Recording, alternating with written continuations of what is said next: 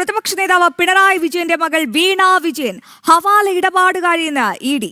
CMRL Exalogic കേസിൽ വീണ വിജയനെതിരെ ഗുരുതര കണ്ടെത്തലുകൾ. വീണ നടത്തിയിരുന്നത് വരുമാനത്തെക്കാൾ കൂടുതൽ തുകയുടെ ഇടപാടുകളാണെന്നാണ് കണ്ടെത്തൽ. വീണയുടെ ഡയറിയിൽ ഉണ്ടായിരുന്നത് 20 കോടിയുടെ സാമ്പത്തിക ക്രയവിക്രയങ്ങൾ. വീണ ദുബായിലേക്ക് 85 ലക്ഷം അയച്ചതിനുള്ള തെളിവുകളും ഡയറിയിലുണ്ട്. വീണ വ്യാജ സിം കാർഡ് കൈവശം വെച്ചിരുന്നതായും കണ്ടെത്തൽ. Big breaking. ഈ വാർത്തയുടെ ഏറ്റവും പ്രധാനപ്പെട്ട വിശദാംശങ്ങൾ പങ്കുവയ്ക്കാൻ നിഷ ദിലീപ് ചേരുകയാണ്. നിഷ, വളരെ പ്രധാനപ്പെട്ട കണ്ടെത്തലുകളാണ് ഇ.ഡി. ഇപ്പോൾ നടത്തിയിരിക്കുന്നത്. വീണ വിജയൻ ഹവാല ഇടപാടുകാരിയെന്ന് എത്രത്തോളം നിർണായകമായ വിവരങ്ങളാണ് ഈ ഘട്ടത്തിൽ പുറത്തുവരുന്നത്? എന്തെല്ലാം തെളിവുകളാണ് ഇ.ഡി. ശേഖരിച്ചിരിക്കുന്നത്? ഈ സിം കാർഡ് അടക്കമുള്ള കാര്യത്തിൽ വലിയ വ്യക്തത വരേണ്ടതുണ്ട്. ഒപ്പം വരുമാനത്തെക്കാൾ കൂടുതൽ തുകയുടെ ഇടപാടുകളും നടത്തിയിരിക്കുന്നു. എന്തൊക്കെയാണ് ആ ഡയറിയിൽ പരാമർശിക്കുന്ന ഏറ്റവും പ്രധാനപ്പെട്ട വിവരങ്ങൾ? നിഷ. അശ്വതി, മാസപ്പടി കേസിലെ കള്ളപ്പണ ഇടപാടിൽ ടി വീണയ്ക്ക് കുരുക്കുമുറുകയാണ്.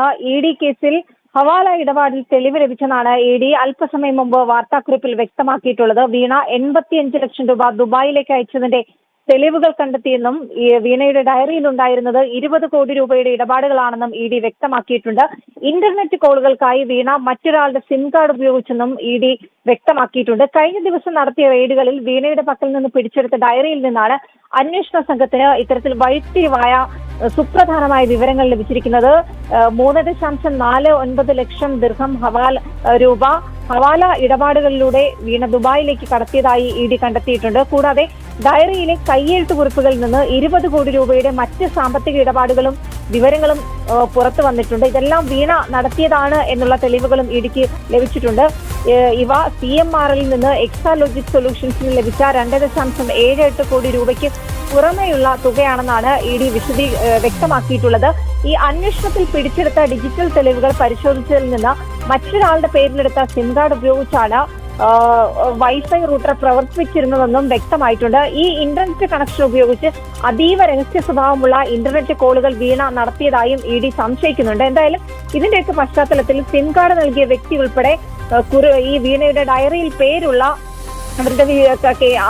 അവരുമായി ബന്ധപ്പെട്ട് ഇ.ഡി. 9 കേന്ദ്രങ്ങളിലാണ് കഴിഞ്ഞ ദിവസം പരിശോധന പൂർത്തിയാക്കിയിരുന്നത്. ഈ ഹവാല ചാനലുകളുടെയും മറ്റും പണം കൈമാറിയതിന്റെ കൂടുതൽ ഡിജിറ്റൽ തെളിവുകളും പിടിച്ചെടുത്തിട്ടുണ്ട്. വരും ദിവസം കൂടുതൽ പേരെ, അതായത് ഈ വീണയുടെ ഡയറിയിൽ പേര് വിവരങ്ങളുള്ള അല്ലെങ്കിൽ കോഡുകളിലാണെങ്കിൽ പോലും പേര് വ്യക്തമാക്കിയിട്ടുള്ള ആളുകളിലേക്കൊക്കെ തന്നെ ചോദ്യം ചെയ്യൽ കടക്കും. എന്തായാലും അടുത്ത ചോദ്യം ചെയ്യൽ നടപടികളിലേക്കൊക്കെ കടക്കാൻ തന്നെയാണ് അന്വേഷണ ഏജൻസിയുടെ തീരുമാനം. എന്തായാലും സുപ്രധാന വിവരങ്ങളാണ് ഇപ്പോൾ ഇ.ഡിക്ക് ലഭിച്ചിരിക്കുന്നത്. അശ്വതി, തീർച്ചയായും നിഷ, അത് തന്നെയാണ് കേരളം ഞെട്ടുന്ന വാർത്ത. ഈ വാർത്തയുടെ മറ്റ് വിശദാംശങ്ങൾ പങ്കുവയ്ക്കാൻ രാജീവ് കൂടി ചേരുകയാണ്. രാജീവ്, ഹവാല ഇടപാടുകാരി ഈ പണം നിയന്ത്രിക്കാനും അല്ലെങ്കിൽ കൊടുക്കാനും വാങ്ങാനും ഒക്കെ അതുമായി ബന്ധപ്പെട്ട ആശയവിനിമയം നടത്താൻ പ്രത്യേക സിം കാർഡ്, ദുബായിലടക്കം പണം ഒഴുക്കാൻ മറ്റു മാർഗങ്ങൾ, എന്തൊക്കെ ഞെട്ടിക്കുന്ന വിവരങ്ങളാണ് ഈ ഘട്ടത്തിൽ പുറത്തു വരുന്നത്. അപ്പം ആ ഡയറിയിൽ ചില നിർണായക വിവരങ്ങളുണ്ട്. അത് തീർത്തും വീണയ്ക്ക് തിരിച്ചടിയായെന്ന് വേണം കരുതാൻ. ഒപ്പം ഏറ്റവും പ്രധാനമായും നമുക്കറിയേണ്ടത് ഇ.ഡിയുടെ അടുത്ത നീക്കം അതെന്തായിരിക്കും? കാരണം നിർണായക തെളിവുകൾ ഇതിനോടകം തന്നെ ശേഖരിച്ചു കഴിഞ്ഞു. വീണ ഒറ്റയ്ക്കായിരിക്കില്ല ജയിലിലേക്ക് പോകേണ്ടി വരിക. അപ്പം പിണറായി വിജയനും മുഹമ്മദ് റിയാസിനേക്കും അങ്ങോട്ടേക്ക് പോകാമല്ലേ? എന്താണ് ഏറ്റവും പ്രധാനപ്പെട്ട വിശദാംശങ്ങൾ?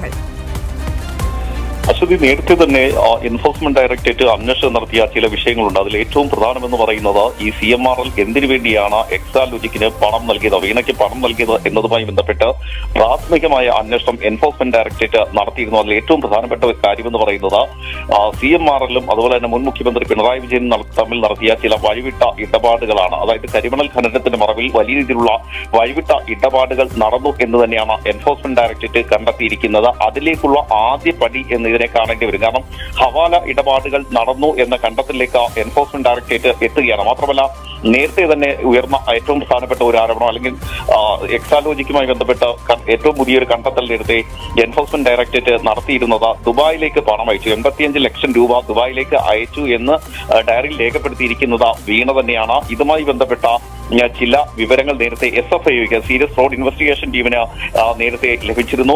85 ലക്ഷം രൂപയോളം ദുബായിലേക്ക് അയക്കുന്നു, വിദേശത്തേക്ക് പണം അയക്കുന്നു. അത് 85 ലക്ഷം രൂപയാണ് ഇപ്പോൾ കണ്ടെത്തിയതെങ്കിൽ അതിനുമൊക്കെ അപ്പുറത്തേക്ക് ഈ പണം വിദേശത്തേക്ക് അയച്ചിട്ടുണ്ട് എന്ന കണ്ടെത്തലിലേക്ക് എൻഫോഴ്സ്മെന്റ് ഡയറക്ടറേറ്റ് പോവുകയാണ്. അത് വീണയ്ക്ക് കുരുക്കാകുമെന്ന കാര്യത്തിൽ ഒരു സംശയമില്ല. വീണയിലേക്ക് മാത്രമായി ഈ അന്വേഷണം എത്തി നിൽക്കില്ല. കാരണം എന്തിന് ഈ പണം അയച്ചു എന്നതിന് അപ്പുറത്തേക്ക് ഇപ്പോൾ ഈ വാർത്താക്കുറിപ്പിൽ കൃത്യമായി എൻഫോഴ്സ്മെന്റ് ഡയറക്ടറേറ്റ് ചൂണ്ടിക്കാണിക്കുന്ന ഒരു കാര്യമുണ്ട്.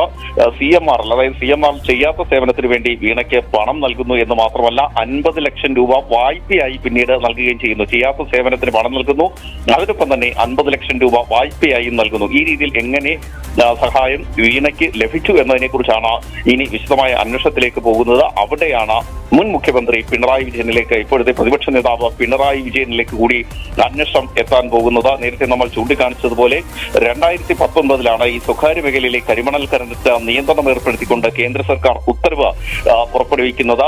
സ്വകാര്യ മേഖലയിൽ രാജ്യത്തെങ്ങും കരിമണൽ ഖനനം പാടില്ലെന്ന് വളരെ കൃത്യമായി തന്നെ അതിൽ രേഖപ്പെടുത്തിയിരുന്നു. എന്നാൽ അത് കേരളത്തിൽ മാത്രം നടപ്പായില്ല. ഹൈക്കോടതിയിലെ ചില വിധികളൊക്കെ ചൂണ്ടിക്കാണിച്ചുകൊണ്ട് ഇത് അനന്തമായി നീട്ടിക്കൊണ്ടുപോകാനായിരുന്നു കൃത്യമായ ശ്രമം നടന്നത്. ഇതിന്റെ മറവിൽ 2000 കോടി രൂപയെങ്കിലും CMRL നേട്ടമുണ്ടാക്കി എന്ന കണ്ടെത്തലിലേക്കാണ് എൻഫോഴ്സ്മെന്റ് ഡയറക്ടറേറ്റ് എത്തിയിരിക്കുന്നത്. അതുതന്നെയാണ് പിണറായി വിജയന് ഏറ്റവും കൂടുതൽ കുരുക്കാകുന്നത് എന്ന കാര്യത്തിൽ സംശയമില്ല. പ്രത്യേകിച്ചും ഈ മാസപ്പടി വിവാദം പുറത്തു വന്നതിന് തൊട്ടു പിന്നാലെ 2023 ഡിസംബറിലാണ് ഈ ഉത്തരവ് റദ്ദാക്കിക്കൊണ്ട്, അതായത് ഈ സ്വകാര്യ മേഖലയിൽ കരിമണൽ ഖനനം CMRLന് അനുവദിച്ച ഉത്തരവ് റദ്ദാക്കിക്കൊണ്ട് സർക്കാർ പുതിയൊരു ഉത്തരവ് പുറത്തിറക്കുന്നത്, വ്യവസായ വകുപ്പ് പുതിയൊരു ഉത്തരവ് പുറത്തിറക്കുന്നത്. മാത്രമല്ല CMRLന് നേരത്തെ മറ്റു ചില സഹായങ്ങൾ ലഭിച്ച കാര്യം കൂടി പരിശോധിച്ചാൽ നേരത്തെ പൊല്യൂഷൻ കൺട്രോൾ ബോർഡുമായി ബന്ധപ്പെട്ട ചില വിമർശനങ്ങളും അതുപോലെ തന്നെ ആക്ഷേപങ്ങളും ഒക്കെ ഉയർന്നിരുന്നു. പൊല്യൂഷൻ കൺട്രോൾ ബോർഡ് വഴിവിട്ട സഹായങ്ങൾ CMRLന് ചെയ്തു നൽകുന്നു എന്നായിരുന്നു പ്രധാനമായും ഉയർന്ന ആരോപണം. അവിടെയും പ്രതിസ്ഥാനത്തേക്ക് വന്നത് പിണറായി വിജയനാണ്. പിണറായി വിജയന്റെ കൈവശമായിരുന്നു പൊല്യൂഷൻ കൺട്രോൾ ബോർഡ് ഉണ്ടായിരുന്നത്. അവിടെയും ചില കൃത്യമായ വഴിവിട്ട ഇടപാടുകൾ നടന്നിരുന്നു എന്ന ഘട്ടത്തിലേക്ക് എൻഫോഴ്സ്മെന്റ് ഡയറക്ടറേറ്റ് ഇപ്പോൾ എത്തുന്നുണ്ട്. അതും ഏതായാലും പിണറായി വിജയന് കുരുക്കാകും എന്ന കാര്യത്തിൽ സംശയമില്ല. ആ രീതിയിലുള്ള അന്വേഷണത്തിലേക്കാണ് നിലവിൽ ഇപ്പോൾ എൻഫോഴ്സ്മെന്റ് ഡയറക്ടറേറ്റ് കടക്കുന്നത്. ഇതിനൊപ്പം തന്നെ മുൻ മന്ത്രി മുഹമ്മദ് റിയാസിന്റെ ഇടപാടുകൾ സംബന്ധിച്ചും എൻഫോഴ്സ്മെന്റ് ഡയറക്ടറേറ്റ് അന്വേഷണം. രാജീവ്, ദയവായി തുടരുക. ഇപ്പോൾ ഈ വിഷയത്തിൽ നമ്മളോടൊപ്പം പ്രതികരിക്കാൻ ഷോൺ ജോർജ് ചേരുകയാണ്. ഷോൺ, ഈ വിഷയത്തെ പറ്റി ഏറ്റവും അധികം ആധികാരികമായി സംസാരിക്കാൻ കഴിയുന്ന ഒരു പക്ഷേ ഷോൺ ജോർജിനാകും. ഷോൺ നടത്തിയ പോരാട്ടങ്ങൾ. എന്നാലും ഇപ്പോൾ ഈ വിഷയത്തിൽ നോക്കൂ, കേരളം ഞെട്ടുന്ന വിവരങ്ങളാണ് പുറത്തുവരുന്നത്. മുൻ മുഖ്യമന്ത്രി, ഇപ്പോഴത്തെ പ്രതിപക്ഷ നേതാവിന്റെ മകൾ ഒരു ഹവാല ഇടപാടുകാരിയാണെന്ന്. എങ്ങനെയാണ് ഈടിയുടെ നിർണായകമായ കണ്ടെത്തൽ ഈ കേസിൽ നിർണായക വഴിത്തിരിവാകുന്നത്? എങ്ങനെയാണ് ഈ വിഷയത്തെ ഷോൺ നോക്കിക്കാണുന്നത്? ഇത് ഞാൻ മുമ്പ് നേരത്തെ സൂചിപ്പിച്ചുവല്ലോ, കരിമണൽ ഇടപെടലുമായി ബന്ധപ്പെട്ട് നമുക്കുള്ള മാസപ്പടി വിവാദം ഒരു മഞ്ഞുമലയുടെ അറ്റം മാത്രമാണ്. ദുബായ് കേന്ദ്രീകരിച്ച് UAE കേന്ദ്രീകരിച്ച് വീണയുടെയും പിണറായി വിജയന്റെയും സാമ്പത്തിക ഇടപാടുകൾ കേരളത്തിൽ കഴിഞ്ഞ കാലങ്ങളിൽ നമ്മൾ ഏതൊക്കെ വിവാദ കമ്പനികളെ കുറിച്ച് കേട്ടിട്ടുണ്ടോ ആ കമ്പനികളുടെ എല്ലാ അക്കൗണ്ടുകളിൽ നിന്നും പൈസ ഭാഗത്തോണ്ട് കോടിക്കണക്കിന് രൂപ അവിടുന്ന് അമേരിക്കയിലേക്ക് കാനഡയിലേക്ക് ട്രാൻസ്ഫർ ചെയ്തിട്ടുണ്ട്. അപ്പൊ ഇതൊക്കെ ഞാൻ പറയുമ്പോൾ ഒരു സത്യം പറയാൻ സാധാരണ ഏത് മനുഷ്യരും ഒരു കെട്ടുകഥ പോലെ തോന്നി. ഞാൻ അന്നും പറയുമായിരുന്നു, ഒരു സംശയം വേണ്ട, ഇത് എന്തെങ്കിലും തെളിയും. ഇപ്പൊ പുറത്തു വന്നിട്ടുള്ള 85 ലക്ഷം രൂപയൊക്കെ വളരെ പീനട്സാണ്, വളരെ നിസ്സാരമായ തുകയാണ്. ഇതൊന്നുമല്ല, 100 കണക്കിന് കോടി രൂപയുടെ ഇടപാടുകൾ പിണറായി വിജയൻ ഈ 2016 മുതൽ 26 വരെയുള്ള കാലഘട്ടങ്ങളിൽ വിവിധ രാജ്യങ്ങളുടെ ആയിട്ട് നടത്തിയിട്ടുണ്ട്. പ്രത്യേകിച്ച് ഗൾഫ് രാജ്യങ്ങളുമായി സാമ്പത്തിക ഇടപാടുകൾ, അക്കൗണ്ടുകൾ.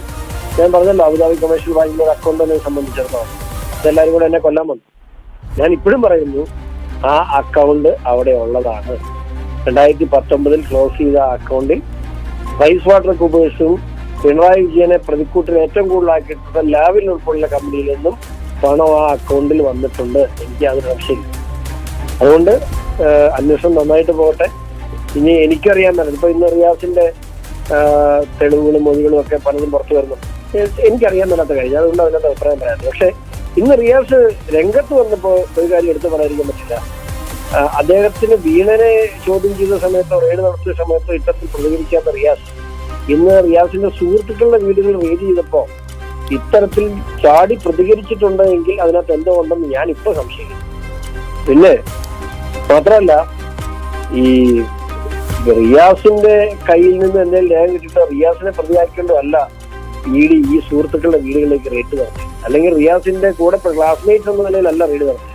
അവര് റെയ്ഡ് നടത്തിയിട്ടുള്ളത് വീണയുടെ ഡയറിയിൽ നിന്നും റിയാസിന്റെ സുഹൃത്തുക്കളായി ഇന്ന ആളുകളുമായി സാമ്പത്തിക ഇടപാടുള്ളതായി വീണയുടെ ഡയറിയിൽ നിന്നും കണ്ടെത്തിയതിന്റെ അടിസ്ഥാനത്തിലാണ് ആ റെയ്ഡുകൾ ഇന്ന് നടന്നിട്ടുള്ളത്. സ്വാഭാവികമായിട്ടും കൂടുതൽ വിശദാംശങ്ങൾ ഇന്ന് ഈ എൻഫോഴ്സ്മെന്റ് ഡയറക്ടറേറ്റ് ഇത്തരത്തിലൊരു പത്രക്കുറിപ്പ് ഇറക്കണമെന്നുണ്ടെങ്കിൽ അത്രമാത്രം തെളിവുകൾ വീണയ്ക്കെതിരെ ഉണ്ട് എന്ന് പൊതുസമൂഹം മനസ്സിലാക്കുക. കൂടുതൽ കാര്യങ്ങൾ നമുക്ക് കാത്തിരുന്ന് കാണാം എന്നാണ് എന്റെ അഭിപ്രായം. Yes, big breaking. Veena Vijayan hawala ഇടപാടുകാരിയാണെന്നുള്ള ഇഡിയുടെ നിർണായക കണ്ടെത്തലാണ് ഇപ്പോൾ പുറത്തുവരുന്നത്. പ്രതിപക്ഷ നേതാവ് പിണറായി വിജയന്റെ മകൾക്ക് നിർണായക പങ്കാണ്. CMRL എക്സാലോജി കേസിൽ വീണ വിജയനെതിരെ ഗുരുതര തെളിവുകളും കണ്ടെത്തിയിരിക്കുന്നു. ഇനി അറസ്റ്റിലേക്കാണോ അടുത്ത നീക്കം കണ്ടറിയണം. ഏറ്റവും പ്രധാനപ്പെട്ട വിശദാംശങ്ങളാണ് ഇപ്പോൾ ഞങ്ങളുടെ പ്രതിനിധികൾ നൽകിയത്. ഒപ്പം ഈ വിഷയത്തിൽ പ്രതികരിച്ചതിന് ഷോൺ ജോർജിന് പ്രത്യേക നന്ദി അറിയിക്കുന്നു. ഒപ്പം പോരാട്ടം തുടരുക.